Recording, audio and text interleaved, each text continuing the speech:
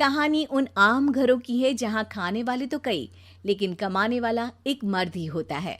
बावजूद इसके उससे उम्मीदें कम नहीं होती। देखिए जी, सामने वाले वर्मा जी कैसी अच्छी तरह से सफाई करते हैं छुट्टी वाले दिन अपने घर की, और एक आप हैं। अरे यार, उनके पास कार है, ऑफिस पास में है और हफ्ते में 2 दिन की छुट्टी होती है, तो फर्क तो पड़ता है ना। मेरी तो शादी ही गलत हो गई।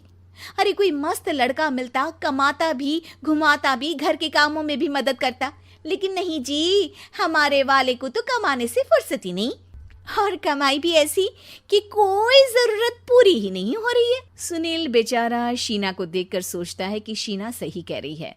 देखने में सुंदर है, घर का सारा काम कर लेती है, उसे तो कोई भी अच्छा लड़का मिल सकता था। क्या सोच रहे हैं? भागने का इरादा तो नहीं है?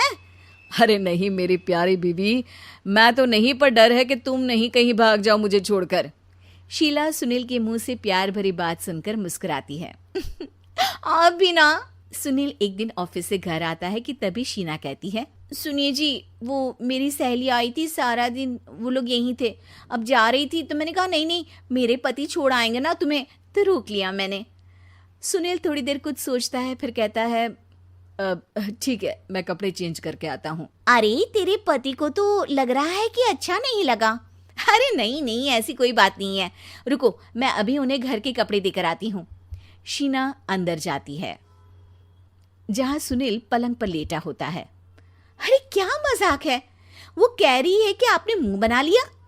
सही तो कह रही है, सुबह से अब ऑफिस से लौटा हूँ, एक कप चाय का तो पूछा नहीं, 20 किलोमीटर जाओ और आओ, और फिर कल उसी टाइम पर ऑफिस। अरे यार, मुझे गाड़ी चलानी आती ना तो बोलती भी नहीं आपको, और कौन सा रिक्शा खींच कर जाना है आपको। सुनील अब क्या बोलता। रात देर से आता है और सो जाता है। अगले दिन शरीर दर्द हो रहा है। अरे तो मत जाओ ना ऑफिस, चलते हैं ना मार्केट घूमने, फिर पिक्चर देखेंगे और रात में खाना खाकर घर वापस। सुनील जब सारे दिन की थकान वाला शेड्यूल सुनता है तो वो सीधे सीधे ऑफिस के लिए तैयार हो जाता है।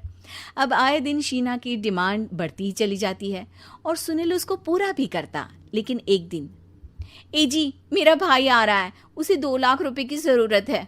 हाँ तो मैं क्या करूँ शीना, मेरे पास इतने रुपए नहीं है। हाँ हाँ पता है नहीं है, लेकिन किसी से लेकर तो दे सकते हो ना। अरे मैं किससे मांगू, मेरे तो जानने में भी कोई नहीं है जिसके पास इतनी बड़ी रकम हो। तभी वहां शीना का भाई शीनू आ जाता है। जीजा जी कैसे हैं आप? अब मैं ठीक हूँ शीनू, अचानक इतनी बड़ी रकम की जरूरत कैसे पड़ गई? अरे जीजा जी, वो बिजनेस शुरू किया ना, तो उसके लिए पैसे की ज़रूरत है। काफ़ी हो चुका है, थोड़ा पैसा बचता है तो मैंने सोचा आपसे ले लूं। अब देखो, मेरे ऑफिस में कुछ लोग हैं जिनकी सेविंग अच्छी है, मैं उन लोगों से बात करके देखता हूँ।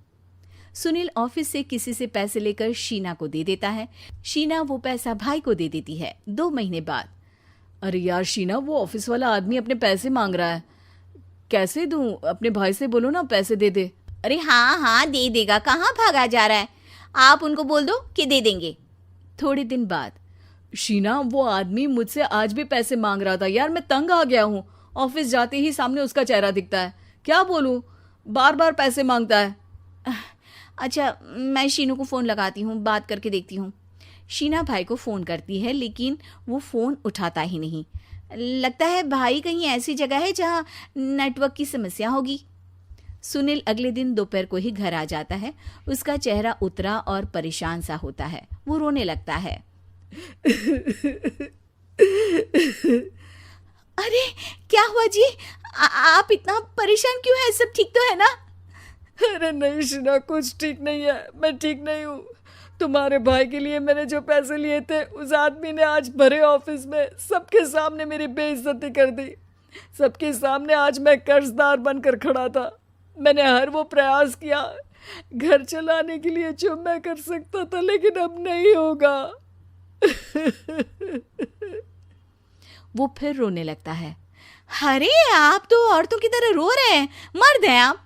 क्यों, आदमी के सीने में दिल नहीं होता, या फिर वो इंसान नहीं मशीन होता है?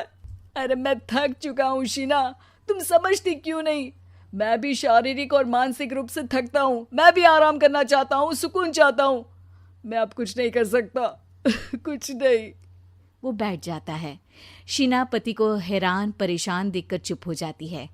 अगले दिन, सुनिए, ये लीजिए 2 लाख रुपये, उस आदमी को दे दीजिए और बोल दीजिए कि आज के बाद किसी को पैसे के लिए बेइज्जत ना करे। सुनील पैसे देखकर राहत की सांस लेता है। अरे शीना, तुमने तो मेरा बहुत बड़ा काम कर दिया। अब मैं शान से ऑफिस जा सकता हूँ। लेकिन ये पैसे आए कहाँ से? ये पैसे मैंने अपने गहनों को गिरवी रख कर लिया है। तुम ठीक रहो, निश्चिंत रहो, मैं बस यही चाहती हूँ। मुझे माफ़ करना, पर अब मैं समझ चुकी हूँ कि मर्द को भी दर्द होता है।